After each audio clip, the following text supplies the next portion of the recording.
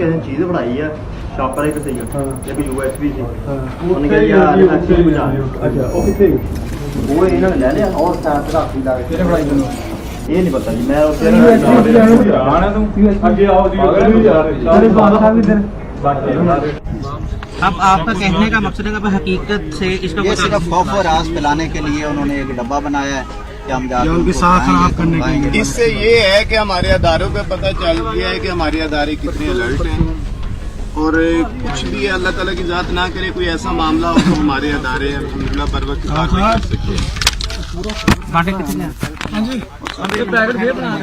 यार ये हाथ ना लगाओ